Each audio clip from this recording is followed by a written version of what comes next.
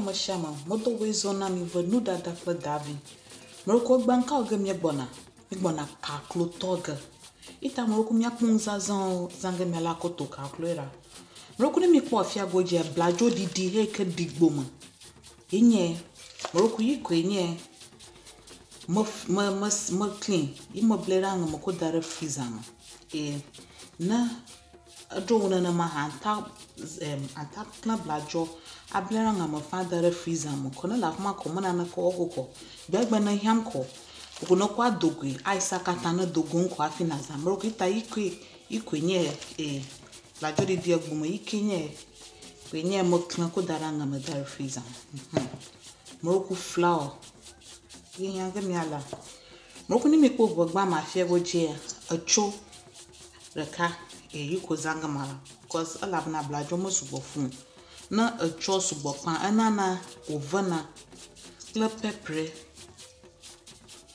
omo ton kwe omo viare ko mroko ni mi ko gbagba ma fie goje sabala gumotakui aje tadi wo viare ple amie zangamiala miakote ita mroko fifie nya jagoma ta via mroko sabala ple gumotakie mroko mkpale ho achople pepper la bogba ma mbona gbanga na medmenko mafli sabala ple gumotakie chi atu tai nyeleji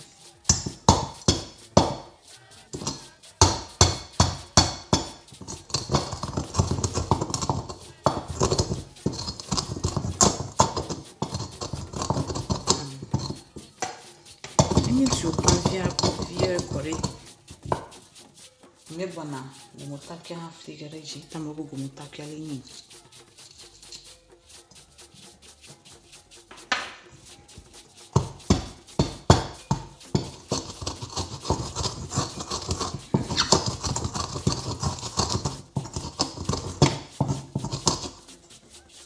tamrogo motivate tamobona sabala haflige akokoreji atu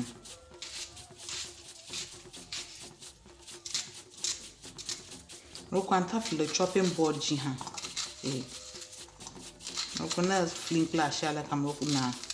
ano wa show kom na ma won the video ki yema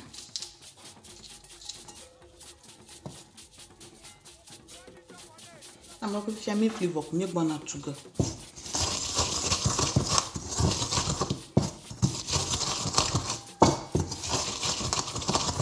amroko mi tuga la kavasera ka YouTube uma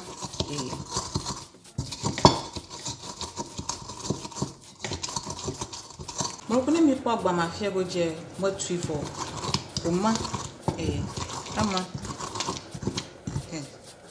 mroko mi pera mroko fia mo gbona haga kore agbara mo na sana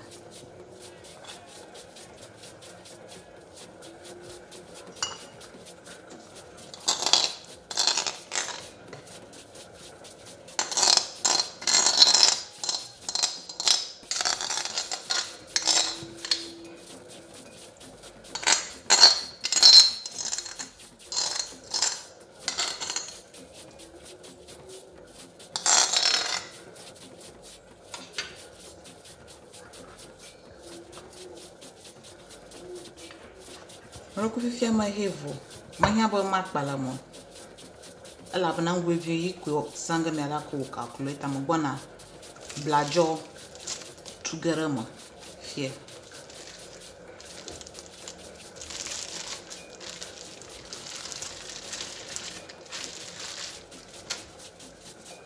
amroko blajo lenye ye tuga mala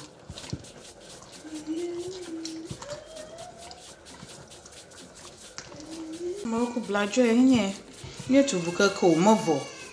ita mroko ye ita fifie mi oga mi gwanya bana tare una kwa kora mi akwa gba ma fie goji ye kata trograma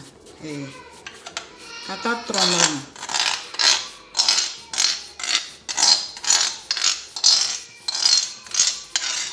penetre kata mo mi gbona nwo ko ga kora ma mi eja ko ga kora ma akwa tadi wo ha ko kora ma Kongwe bio mi to mi gbona jare kaga. Moroko asubo kwa moroko black kaklo actually na jimono spicy ta aka gachira kara na enyo ta fe mo gbona blue garama. Yeah, blue meal rama. Yes. Muda dakle da vienye. Yeah, blue meal rama. Me blue rama.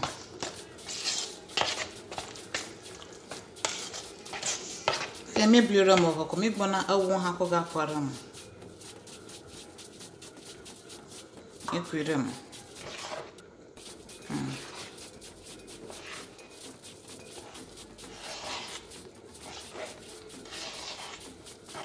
Me blue rama fifi.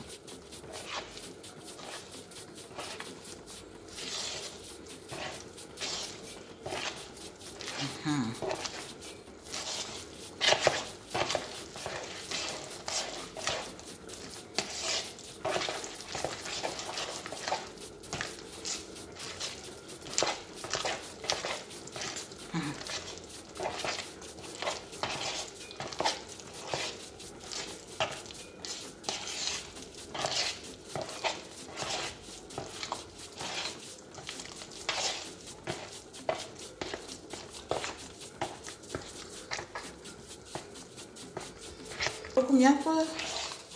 kakle womiele la jokle awokle omotapi sabala pepper jo aja me bleka tara mavo ami halan togba mo hala joji fie johom itafia mgona kpoga ba ami ahojo ha roku skew aye mazana roku no wo chira ma ala dangerous anta nare nwita one trick enye ba anta the kebab chima kona anya fefiemre achenkola ba nanya ba ami ahojo anta ko blajo ako akara mo vivi tamro ko nyakwera mo ko mi pe mi apa ami ahojo ya fefiemla achem mo ko femi gbona blajo kagara mo vivi roku blajo ale na kagara ma ala po size ale na jime ihan shamcho kacheji nyaka fira ma kara roku mi kloshi ho afi blajo mi ta roku na gbona ngaga na tagba na kloshi nyi na shi program mo ko da tagba na akloshi yo amro ku fia mi akera ma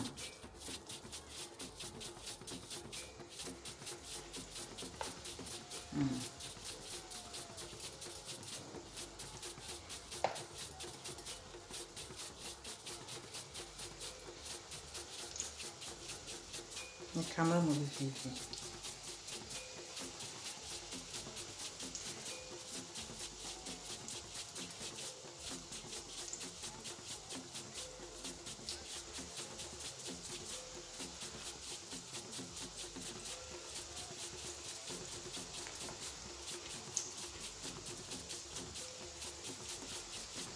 tamrok na kaklo la na blajo la show di gboma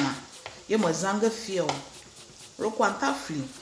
ablera ngam fine ono freezer no abale mnyamo tonya na gbegba na hiam kore na kwe dogo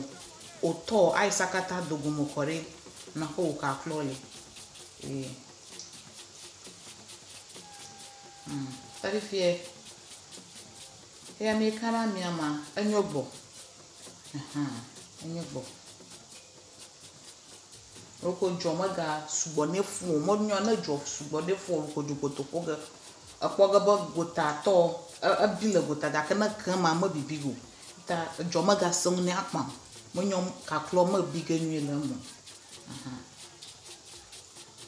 ta mroku na mo gbana kaklo troga achie ko mazana kebab steak no na very easy now chow hair na ze kwanta tre kaba no time arobo malwele moko ko mazana akolona cho aniam tayema ta me foga na obivie na bivie ko mi troge ta nu dada kple davi enye idzi ko mi le egba mi kaklo ton kaklo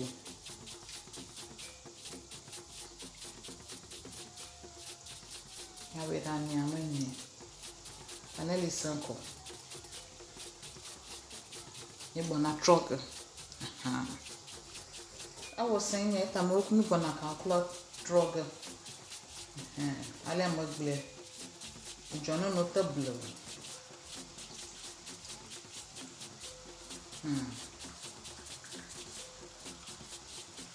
Yes.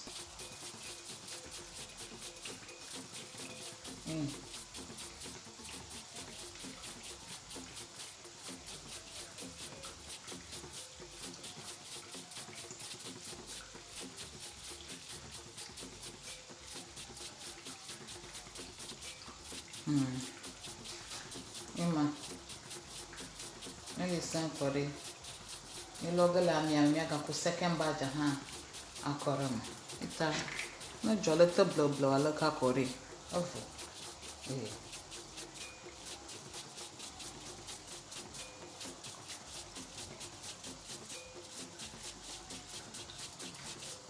Kaklinye e gbana log la amiama. Mega ku le yara ma. Abivo. Okumye ko kitchen towel nyakwe si farm afie gbana dogara mo wewe na mako amia gara chochoga mafina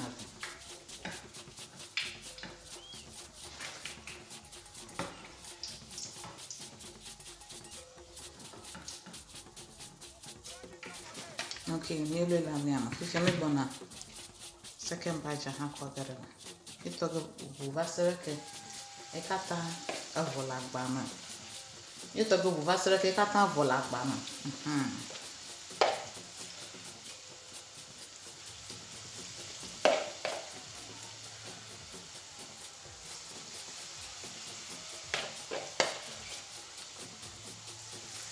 Mamelelinha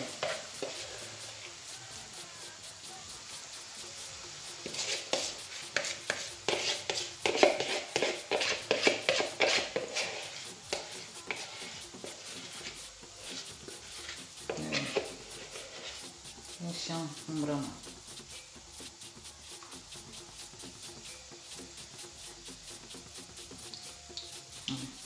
ita morokin e katangara miama le listen kore e gbona troga come gbona blajo to troga kaklo okay a photo bien a bigger fee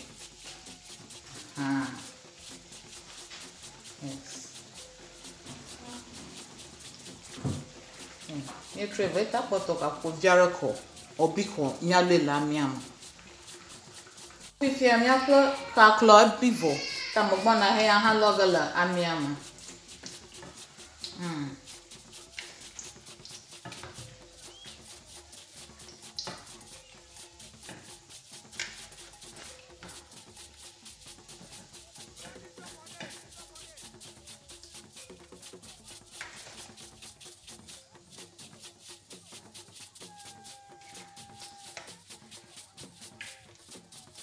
yes tamarokun agba le son ale woton na calcule to menye na ke se sonyo akpana mba gba ha mega kunu dada pe davi me son ale woto calcule na maudi nke kala ka mega godoga mega ko recipe bubuve akpana mi lo ma ono no clean bye bye